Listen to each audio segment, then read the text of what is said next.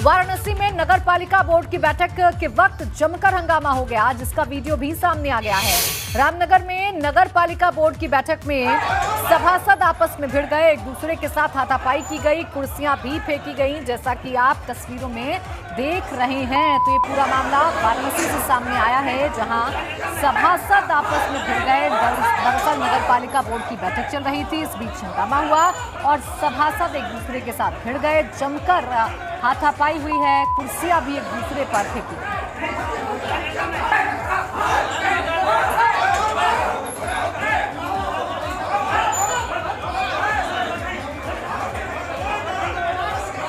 तस्वीरें आप देख रहे हैं, बैठक के बीच हंगामा हो गया, धमाकेदार यहाँ पर ये हंगामा हुआ है, जहाँ पर सभासदों ने एक दूसरे पर कुर्सियों से भी वार किए हैं, कुर्सियां फेंकी गई हैं, साथ ही साथ हाथापाई भी आप तस्वीरों में देख सकते हैं। दरअसल नगर पालिका बोर्ड की बैठक बुलाई गई थी और उसी बीच ये हाथापाई का वीडियो सामने आया। इसी बीच माहौल बिगड़ा और एक दूसरे पर हाथ उठाने पर आमदा हो गए तमाम सभासद और एक दूसरे से मारपिटाई करने लगे, कुर्सियां फेंक।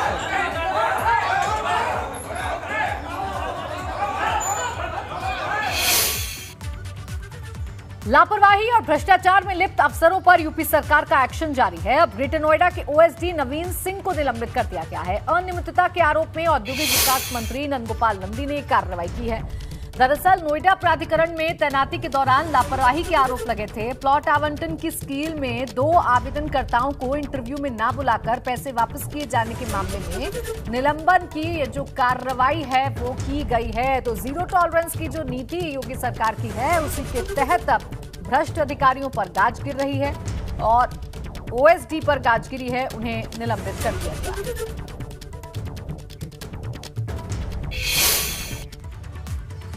उत्तर प्रदेश के मुख्यमंत्री योगी आदित्यनाथ कल जालौन के एक दिन के दौरे पर रहेंगे। सीएम योगी राष्ट्रीय पंचायत राज दिवस के अवसर पर आयोजित होने वाले समारोह में शिरकत करेंगे।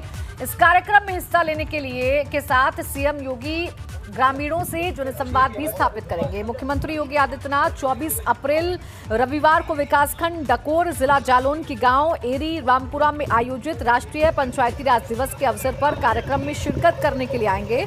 प्रधानमंत्री मोदी की भी जम्मू कश्मीर से डिजिटली कार्यक्रम में जुड़ेंगे। राष्ट्रीय पंचायती राज दिवस के अवसर पर ग्राम पंचायत रामपुरा और जिला पंचायत अध्यक्ष जालौन को मिले अवार्ड मुख्यमंत्री के कर कमलों से ग्राम प्रधान और जिला पंचायत अध्यक्ष को दिया जाएगा।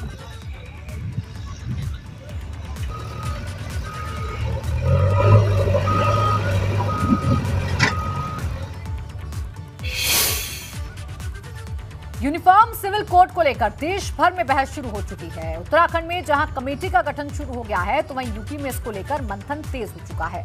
खबरें आ रही हैं कि यूपी सरकार भी समान नागरिक संहिता कानून लागू करने के लिए तेजी से काम कर रही है, जिसकी तस्दीक डिप्टी सीएम केशव प्रसाद मौर्य का ताजा बयान है। उनकी माने तो यूपी सरकार भी इस मसले पर विचार कर रही है, क्योंकि यूपी ही नहीं देश भर में कानून की भी जरूरत है। हर तरफ से उठ रही इस मांग को लेकर मांग के बाद इसका समर्थन कर रहे हैं। इसके अलावा भी भाजपा के कई नेताओं ने इस मामले पर अपनी राय रखी है। एक देश में एक कानून सबके लिए हो, इसकी आवश्यकता है।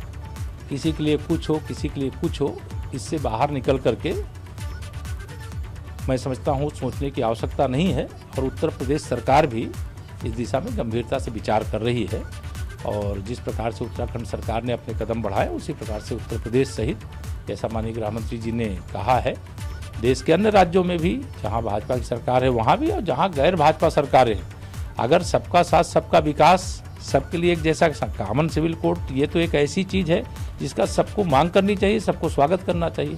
लेकिन हर जगह जब वोट बैंक तलाशता है व्यक्ति, तो निश्चित तौर से उसके सामने तुष्टीकरण की राजनीति दिखाई देती है। लेकिन हम इसके पक्ष में, निश्चित तौर से कॉमन सिविल कोड की ज़रूरत है और कॉमन सिविल कोड इस देश के लिए बहुत ही ज़रूरी है, उत्तर प्रदेश के लिए ज़रूरी है और इस देश की जनता के लिए ज़रूरी है। जनता के ज़माने की बात करेंगे तो हमारी 3 मांगे थी: राम जन्मभूमि, धारा 370, कॉमन सिविल कोड।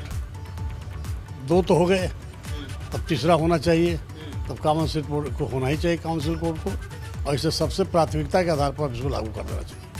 क्या सर, क्या इसका प्रारूप रहने वाला है? कॉमन सिविल कोड की बीजेपी की मांग क्या है? कॉमन सिविल कोड से बदलाव कैसे रहेगा? क्या चाहते हैं? एक व्यवस्था के अंतर्गत देश का संचालन वही है और उस व्यवस्था को हम क्यों न माने। देश संविधान से चलता है ना, और जब देश संविधान से चलता है तो कॉमन सिविल कोड की तो पहले ही परिभाषा आ चुकी है, और जब परिभाषा आ चुकी है तो उसके हिसाब से किसी को डर क्यों है? कोई कॉमन सिविल कोड संविधान के ऊपर तो अतिक्रमण नहीं करेगा। जब अतिक्रमण नहीं करेगा तो इसका विरोध क्यों किया जा रहा है? यहाँ तो विरोध के लिए विरोध है। देश तो विविधताओं से भरा देश है सर, लोगों के अपने अपने बिलीफ है, अपने अपनी मान्यताएं हैं। एक देश है, फिर भी एक देश है। जब हम राष्ट्र की कल्पना करते हैं तो उसमें राष्ट्र में रहने वाली एक जाति होती है, उस जाति की संस्कृति होती है, उसकी एक भाषा होती है। जब हम राष्ट्र की कल्पना करते हैं तो जब राज्य की कल्पना में ये बात आती है तो उसकी एक विचारधारा होती है, अब फिर उसी पर एक जब संविधान आता है तो राज्य बन जाता है।